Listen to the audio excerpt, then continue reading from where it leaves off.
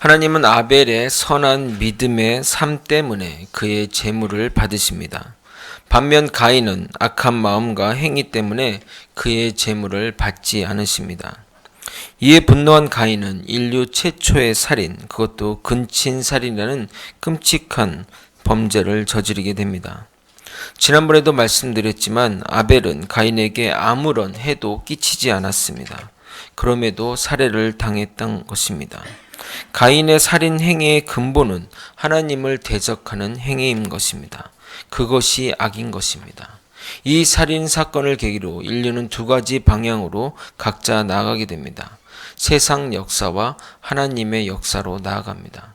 이른 시기부터 이렇게 갈리는 것이 안타깝지만 인류의 죄악의 역사가 얼마나 깊고 오래되었는지 우리는 잊어서는 안 됩니다. 오늘은 가인의 범죄를 다시 한번 생각해 보도록 하겠습니다. 성경을 읽는 바른 자세는 성경의 인물이 나와 다르지 않는다는 것을 생각하며 읽어야 합니다. 가인은 악인이라 나와는 종자가 다르다고 생각할지 모르지만 자세히 읽어보면 내 모습 안에 가인의 모습이 있다는 것입니다. 죄악된 가인을 하나님은 어떻게 대하는지 보면서 하나님의 은혜를 다시 생각해 보는 시간이 되길 소망합니다. 가인이 하나님을 대적하는 마음은 결국 아벨에게 향했고 아벨은 자연적인 죽음이 아닌 인류 최초의 살인의 희생자가 되었습니다. 이 모든 것을 지켜본 하나님은 가인에게 나타나 아벨이 어디 있느냐고 물어봅니다. 이는 하나님이 몰라서 물어보는 말이 아니라 이런 우회적인 질문을 통해 가인이 회개하고 돌이키기를 원했던 것입니다. 그런데 가인의 대답이 이렇습니다. 한번 9절을 함께 읽어보도록 하겠습니다. 읽겠습니다. 여호와께서 가인에게 이르시되 내 아울 아벨이 어디 있느냐? 그가 이르되 내가 알지 못하나이다. 내가 아울을 지키는 자이니까. 아마도 가인이 아벨을 죽일 때, 살해할 때 들에는 아무도 없었던 것 같습니다. 그래서 완전한 범죄를 저질렀다고 생각했기에 뻔뻔하게 내가 알지 못한다고 말합니다. 악인의 특징이 여기서 나옵니다. 바로 거짓말입니다. 악인들은 거짓말을 능수능란하게 합니다. 이것은 정말 심각한 죄악입니다. 저에게 사람을 판단하는 기준이 있다면 딱 하나, 거짓말입니다. 그가 성품이 아무리 좋고 배려 깊고 친근하다 할지라도 거짓말을 자주 한다면 신뢰할 수 없습니다. 거짓말은 드러나야 아는데 어떻게 거짓말을 자주 하는지 아느냐고 말할 수 있습니다. 그러나 거짓말을 잘하는 사람은 아주 사소한 것에도 거짓말을 합니다. 굳이 거짓말을 하지 않아도 되는 일에도 거짓말을 한다는 것입니다. 습관이기 때문입니다. 그러나 그런 거짓말은 쉽게 드러납니다.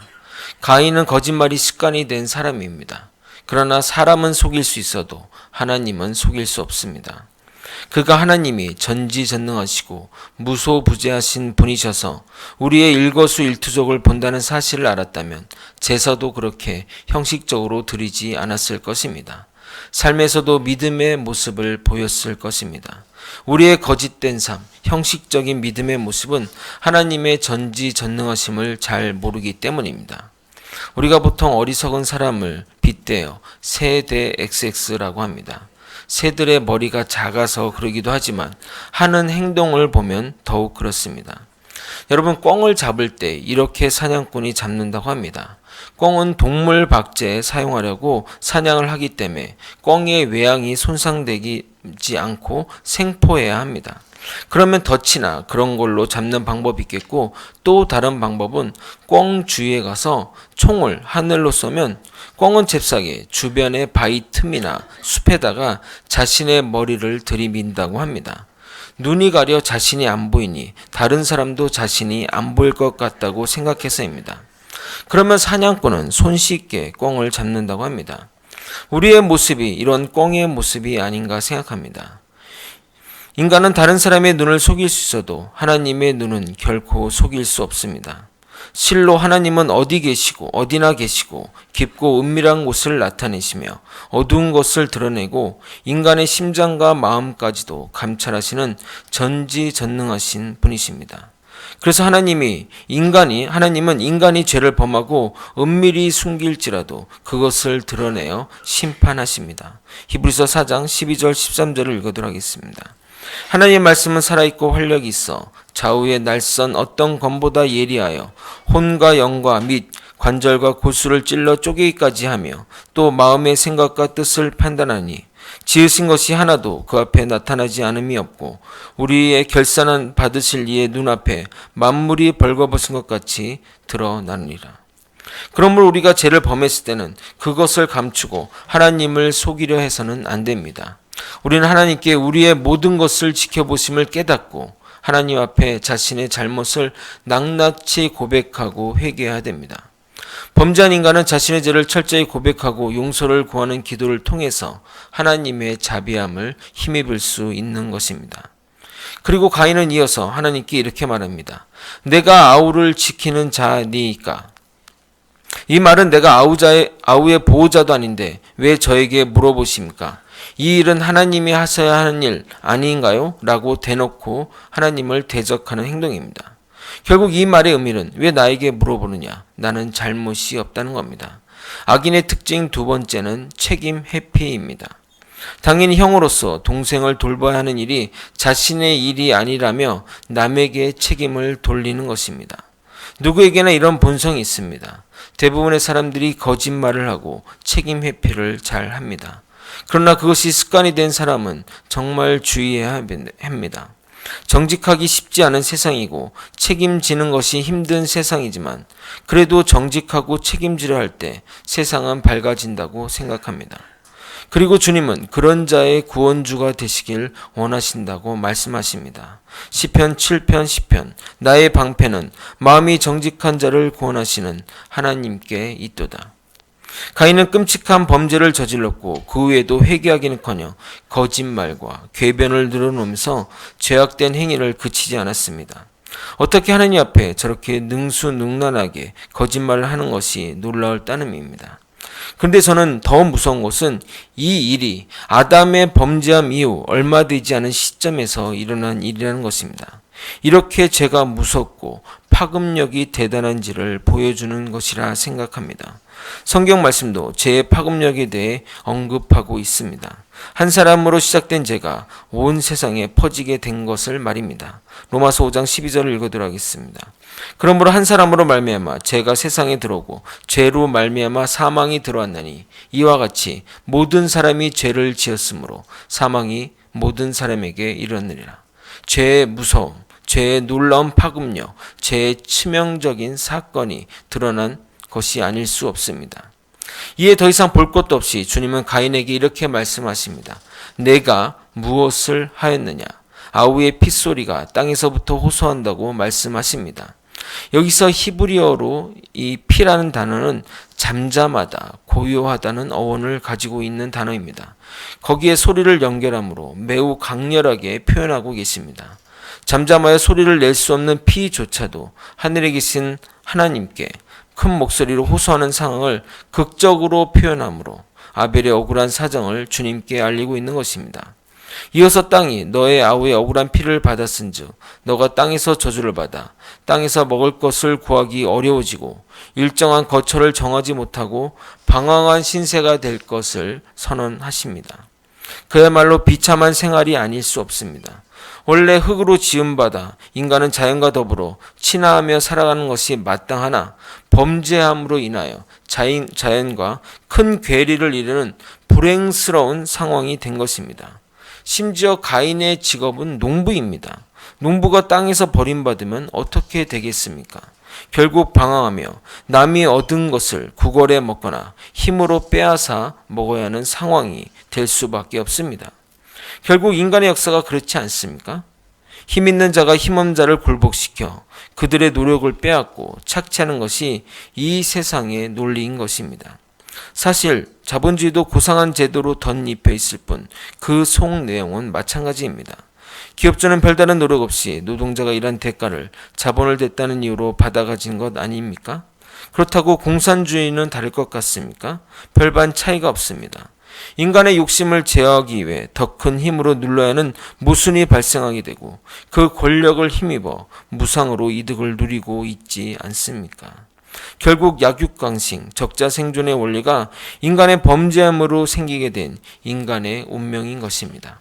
이에 대해 가인은 하나님께 하는 말을 보시기 바랍니다. 13절을 함께 읽겠습니다. 13절 읽겠습니다. 시작.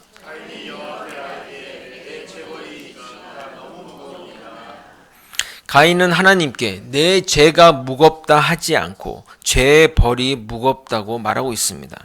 하나님께 용서를 구하고 죄를 회개하는 모습은 하나도 없고 단순히 죄의 징벌이 너무 무겁다고 하는 겁니다. 즉 내가 저지른 죄보다 죄의 대가가 더 크다고만 말하고 있습니다. 그가 저지른 형제살인의 대가를 따지면 죽어 마땅한데 땅에서 저주받았다고 그 죄벌이 무겁다고 말하는 수준입니다. 가인은 자신의 죄를 고백하기보단 하나님의 엄정한 형벌에 대한 불평이며 이를 조금이라도 감해 보려는 얄팍한 인간적인 술수를 부리는 겁니다. 여기에서 우리는 악인들의 세 번째 특징을 볼 수 있습니다. 이유 없는 불평과 원망입니다. 자신이 저지른 악행은 생각하지 않고 그 죄가에 대해서만 불평하고 원망합니다. 가끔 성도들에게 기도 요청을 받을 때가 많습니다. 당연히 전심을 다해 성도들의 기도를 듣고 그들의 마음에서 기도하려고 노력합니다. 그런데 가끔은 자신이 행한 불법적인 행동이나 잘못에 대해서는 전혀 이야기하지 않고 그 결과에 대해서, 그 죄가에 대해서만 감해달라고 기도해달라는 경우를 보게 됩니다. 가끔 제가 구체적인 예를 설명하는 이유는 거기에 우리의 모습이 있기 때문입니다. 농담처럼 하는 말이지만 여러분도 제 설교에 예화로 등장하지 않으려면 주님 똑바로 믿으셔야 합니다. 과거 사역하던 교회에서 어느 성도분이 자신의 오빠가 부모가 물려준 재산을 자기에게도 조금 주지 않고 혼자 독차지했다고 소송을 거는데 그것을 놓고 그 결과를 놓고 기도해 달라는 것이었습니다. 그래서 이야기를 들어보니 부모가 아플 때 자기네가 그 집에 들어가 부모도 봉양하고 했는데 그런 공도 하나도 없이 물려준 재산을 오빠네가 다 가져갔다는 것입니다. 누가 들어도 참 너무하다는 생각이 들었습니다. 왜 오빠가 그러느냐고 하니 쭈뼛쭈뼛하며 욕심 때문에 그러지 않겠느냐라고 하는 것이었습니다. 그래서 함께 기도를 하는데 그 성도를 위해 진실된 마음으로 기도가 되지 않아서 좀 마음이 힘들었던 적이 있었습니다. 시간이 흘러 알게 된 진실은 부모와 함께 산 것은 맞는데 본인의 사업이 망해 갈 곳 없어 부모 집에 얹혀 산 것이고 거기에 살면서 부모랑 자주 다퉈 부모 자식 간의 정이 서로 떨어진 상태였다고 합니다. 그리고 수시로 사업이 어렵다고 부모에게 돈을 빌려갖고 갚지 않아 더 이상 줄 것이 없는 상황이며 부모님이 돌아가시면서 유산을 오빠에게만 지정하여 물려준 상태인 것입니다. 빌려간 돈에 비하면 유산은 얼마 되지도 않았는데 동생에게 소송을 당해 그 오빠는 병까지 생겨 정말 더 힘들다는 이야기를 들었습니다. 이처럼 인간은 자신의 죄악과 자신의 잘못을 직면하지 못합니다. 심지어 대수롭지 않게 생각합니다. 그러나 그 잘못의 결과로 주어진 형벌에는 극한 반응을 보이는 것입니다. 왜 나에게 이런 벌을 내리시냐고 따집니다. 그러한 상황을 모르면 우리도 도와준다고 기도하면서 하나님의 뜻을 거스르는 기도를 할 수 있습니다. 하나님이 친히 징계를 내림으로 잘못을 고치려고 하는데 우리는 거기에다가 징계를 없애달라고 기도할 수 있다는 말입니다. 그것은 하나님의 뜻을 거스르는 기도입니다. 이유 없는 징계와 고난은 결코 존재하지 않습니다. 우리는 고난 가운데 주님의 뜻을 볼 수 있는 믿음의 눈이 필요한 것입니다. 죄 지은 인간에게 무엇보다 요구되는 것은 이러한 구차한 변명이나 원망이 아니라 바로 자신이 지은 죄에 대한 솔직한 인정과 죄 자체에 대한 혐오감 및 다신 죄를 짓지 않겠다는 철저한 각오뿐입니다.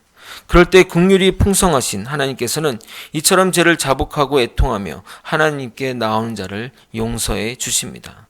요한일서 1장 9절입니다. 만일 우리가 우리 죄를 자백하면 저는 미쁘시고 의로사 우리 죄를 사하시며 우리를 모든 불의에서 깨끗하게 하실 것이요. 그리고 우리 14절을 한번 읽어보도록 하겠습니다. 14절 한번 읽겠습니다. 시작.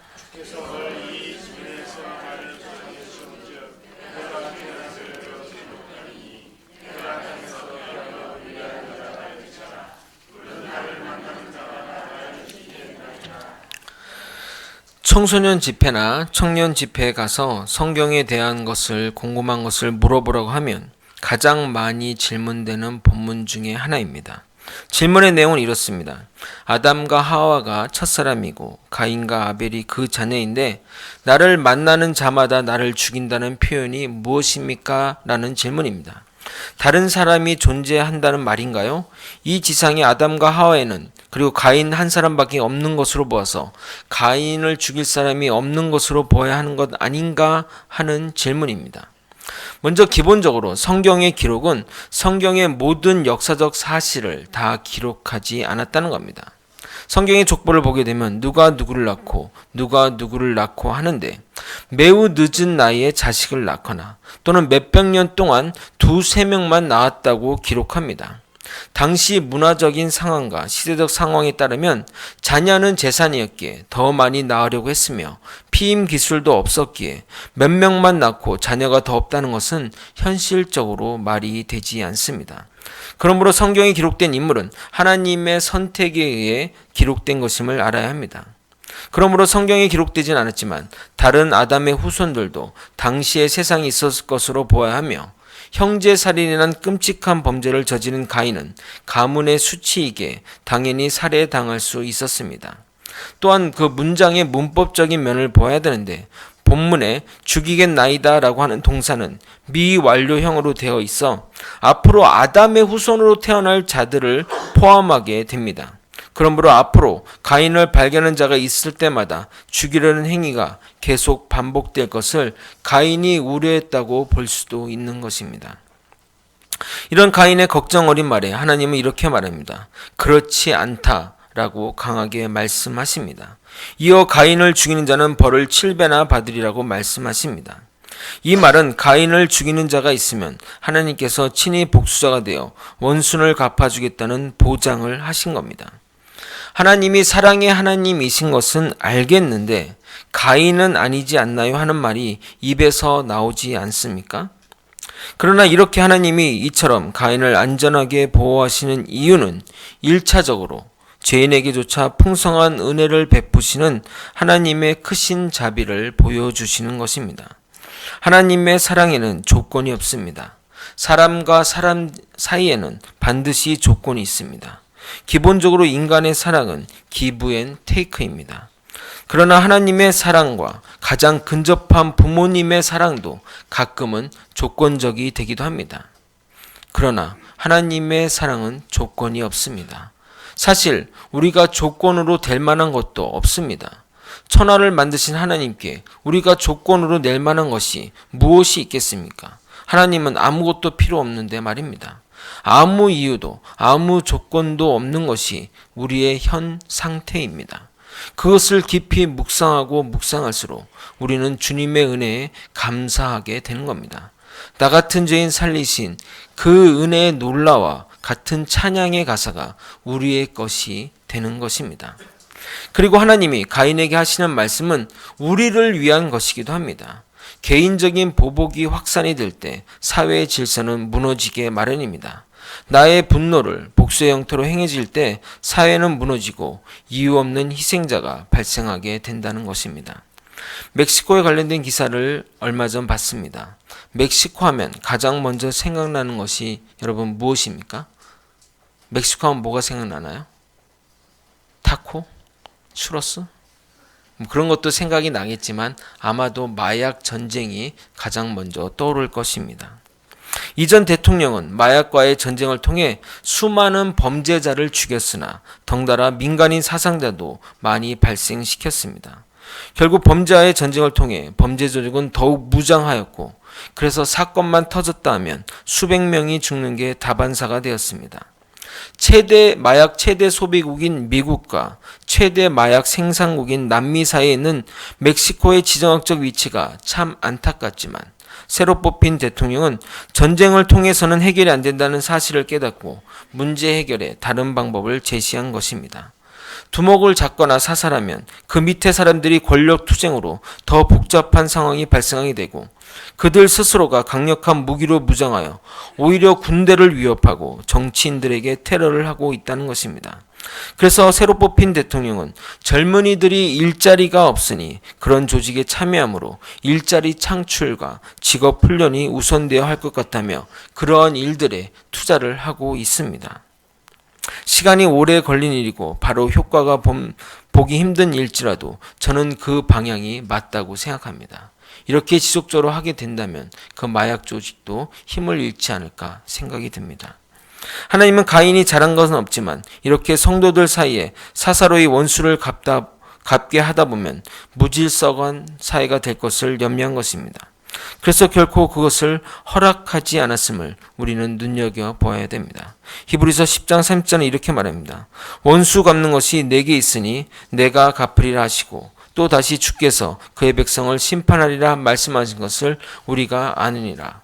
그러므로 우리 성도들은 하나님의 말씀을 명심하고 우리가 해야 할 일은 원수 갚는 일이 아니라 의를 행하는 일임을 더욱 열심히 그런 일에 열심을 보여야 할 것입니다. 하나님은 말로써 가인을 안심시키는 것을 넘어 표를 준다고 말하고 있습니다. 표로 번역된 히브리 오트는 기호, 징조, 이적 등에 사용되는 단어로 쓰이는데 기호로 번역되었을 때는 군대나 집단의 소속을 보여주는 역할을 합니다. 마치 군인들의 부대 마크와도 같은 것이 누구나 쉽게 볼 수 있는 선명한 것으로 추측할 수 있습니다. 어떤 신학자는 이 표가 동물의 인장처럼 소속이 어떠한지를 보여주는 기호로 쓰여 눈에 보이는 곳, 예상하기를 얼굴에 표기되므로 주님의 것이라는 확실한 증거를 보였을 것이라 추측하기도 합니다. 따라서 가인의 생명 보호를 보장해주는 이 표는 인간의 생명을 멸망으로부터 이끌어내시는 그리스도의 구속 사역을 예표하는 역할도 한다고 볼 수 있습니다. 이렇듯 하나님께서는 범죄한 가인에게조차 죽음의 공포에서 벗어나도록 내적 확신을 주셨을 뿐 아니라 외적으로 표까지 주심으로 끊임없이 보호하여 주셨습니다. 이러한 사실을 통해 하나님의 은혜는 인간의 외적인 행위에 관련 없이 하나님의 기쁘신 뜻에 의해 무조건적으로 주어진 사실을 보여줍니다. 오늘날 우리 성도 역시 완전히 부패한 죄인으로서 스스로는 아무런 공로가 없으나 하나님의 자녀로 부름받아 구원의 길로 갈 수 있게 된 것은 하나님의 전적인 은혜임을 보여주는 것입니다. 말씀을 정리하겠습니다. 가인을 통해 인간의 완악한 본능을 보게 됩니다. 이것은 우리에게 있는 본성이자 죄로 인해 인간이 가지게 된 악한 내면을 보여줍니다. 첫 번째는 거짓말입니다. 사단이 하와를 꼬실 때 썼던 도구이며 그래서 가장 오래된 죄악된 본성이자 인간이 가장 좋아하는 도구입니다.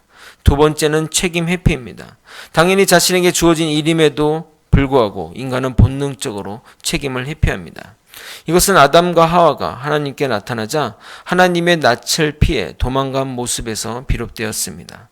죄를 지었으면 그 대가를 치러야 하는데 숨고 피하는 것으로 그 책임에서 도망가려고 한 것입니다.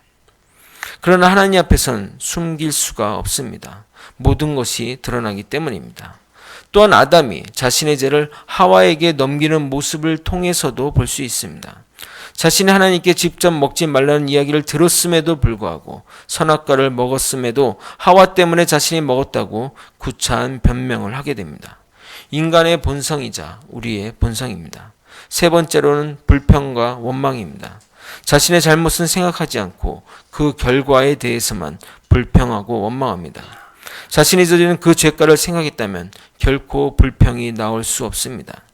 이것은 아담이 하와에게 죄를 떠넘기는 장면에서 시작되었습니다. 하와가 줘서 먹었다고 하지 않고 아담은 하나님이 주신 저 여자라고 표현합니다. 즉 하나님이 주셔서 이런 사단이 발생했다는 겁니다. 하나님 때문에 이런 일이 벌어졌다는 이유 없는 불평과 원망이 깔려 있는 것입니다. 가인도 자신의 책임을 넘기면서 하나님의 대적하는 행위를 보이는 것입니다. 하나님이 하실 일을 왜 나에게 물어보냐 하는 것이기 때문입니다. 사람들은 자신의 죄를 작게 보고 남의 죄는 크게 봅니다. 이러한 죄악된 본성이 우리에게 있다는 것입니다. 여기 계신 분들 중에 나는 이런 악한 본성에서 자유롭다 말할 수 있습니까? 나는 거짓말과 책임 회피와 미유 없는 불평과 원망을 전혀 하지 않았다 하시는 분 여기 계십니까? 아무도 없으실 것입니다. 다른 아닌 우리가 가인이며 우리가 주님을 죽인 자들인 것입니다. 제가 여러분에게 괜한 굴레를 씌워 죄책감을 주려는 것이 아닙니다. 나의 죄된 상태를 알아야 주님의 은혜를 깊게 깨닫기 때문입니다. 그래서 성경에서는 죄 많은 곳에 은혜가 많다고 하는 것입니다. 나의 죄된 상태를 깊게 깨닫게 되면 그 크신 하나님의 사랑 말로 다 형용 못하네 라는 찬양이 자연스럽게 나오게 됩니다. 하나님은 그런 은혜를 가인에게 베푸신 것입니다. 전혀 그럴 이유도 인간적으로 생각하면 그래서는 안 되는 가인에게 하나님은 은혜를 베푸셨다는 겁니다. 너를 보호하시겠다고 말로 안심시키고 표로 확증해 주신 것입니다. 가인이 무슨 공로가 있습니까? 제대로 된 회개라도 했습니까? 거짓말과 책임의 표와 원망을 늘어놓았음에도 하나님은 그 한량없는 사랑을 베푸신 겁니다. 이 사랑이 우리를 숨쉬게 하고 우리를 살게 하는 겁니다. 이것을 깨닫지 못하면 하나님의 사랑을 안다고 깨달았다고 결코 말할 수 없습니다. 지식적으로 아는 사랑은 결코 사랑이 아닙니다. 주님의 그 놀라우신 사랑을 알아야 주님과의 인격적인 만남으로 갈 수 있습니다. 주님의 사랑으로 우리가 사랑함을 한시라도 잃지 않는 우리 모두가 되길 예수님의 이름으로 소망합니다. 함께 우리 찬양하시겠습니다.